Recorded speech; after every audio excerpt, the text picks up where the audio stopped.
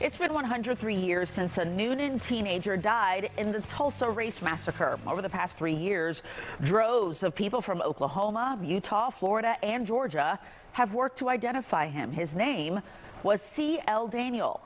When the violence started, the World War I veteran was just passing through the Oklahoma town. Fox 5 anchor Alex Whittler is the only local journalist to speak to CL's living relatives and has followed this initiative all year. She has an update not only on the data used to learn who CL was, but also on the new effort to realize his final written wish. It sounds impossible to make amends that are more than 100 years overdue, but that hasn't deterred Tulsa city leaders from trying to reconcile the race massacre. We now know who one of the many nameless victims was, all thanks to an unsuspecting Coweta County family. I never knew any of this, and I've been right here in Newnan all my life. For years, the Portress siblings drove past this street on their way to school, not knowing it's the backdrop to their family's origin story. In August of 2023, I got this email saying we might be connected to Tulsa, the race massacre. May 31st, 1921, a white mob killed countless men, women, and children, decimating an entire financially booming and black Oklahoma neighborhood. Families in other states had no way of knowing, let alone confirming, their loved ones died. 103 years later, in a February report, we told you about the Tulsa Project. This is an opportunity for the families to finally know what happened to their relatives.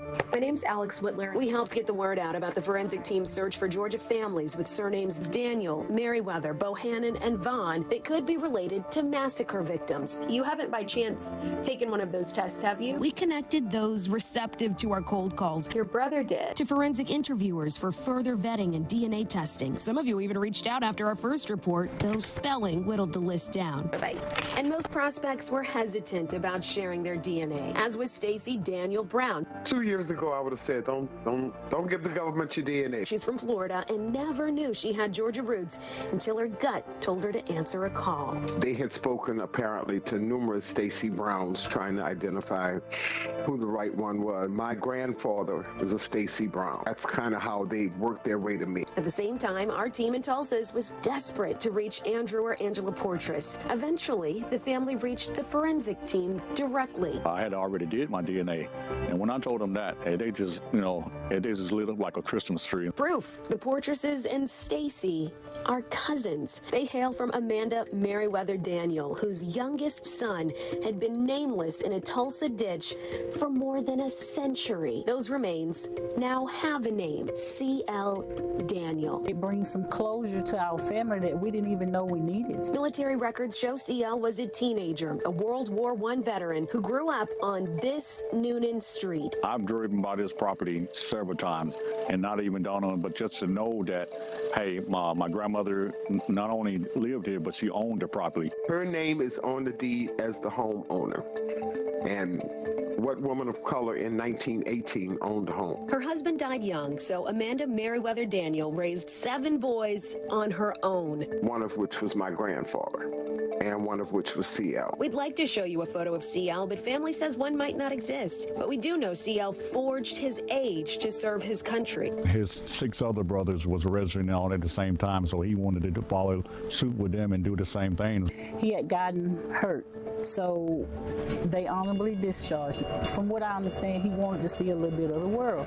So he got a job working in Utah on a railroad. He had written letters to the VA saying, I need help to get home to my mother. He left a forwarding address to Wyoming. That's where he was going next before he was killed in this race massacre. This fall, former Tulsa Mayor Bynum flew the living leaves on the Daniel family tree to his city to properly bury CL. It was very emotional. It sort of makes you a little angry that this happened to him, and he was just passing through, trying to get home to his mother. Now, the descending Daniels in Georgia and Florida are working on a delicate endeavor. We went to Wesley Chapel Church to see the cemetery where CL's parents are buried, not knowing the need to brave brush and briars, downed trees, and sunken headstones. That didn't bar Andrew from finding his ancestor's grave. Hey, I'm your great-great-great-grandson, Tom Daniel is CL's father. Family says his mother is buried here too, but her grave has likely grown over. This discovery could be the prelude to a homecoming. So we could put him in, have him placed in the natural cemetery, but who would that benefit? Would it benefit us or would it benefit him? One day, if possible, this too will be CL's final resting place. Don't worry, Grandfather, we're going to get it straight. I reached out to Coweta County and the city of Newnan to learn which government agency, if any, would take up this project. The county administrator says staff will evaluate the Daniels request and discuss it with the Board of Commissioners. Other to-dos include having archaeologists survey where others are buried to determine where to respectfully place another body. But returning CL's now named remains would be Tulsa's greatest attempt at atonement to date that doesn't right history's wrongs, but proves it's never too late to do the right thing. Alex Whittler, Fox 5 News. And for bonus interviews on the Newnan Cemetery where the Daniels are buried, look for this story on our Fox Local app.